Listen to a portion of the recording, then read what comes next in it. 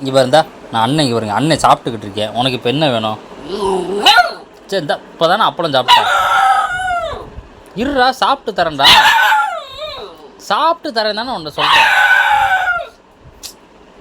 இங்கே பாரு ப்ளூட்டோ, சாப்பிட்டு உனக்கு வைப்பேன். சாப்பிட்டு தரேன்டா, ஏன்டா அப்படி?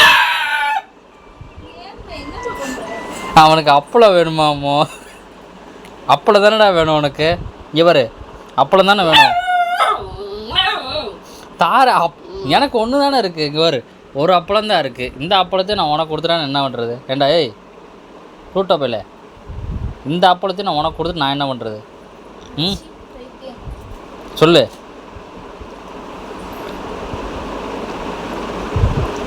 இப்போ மட்டும் அமைதியாக இருக்க.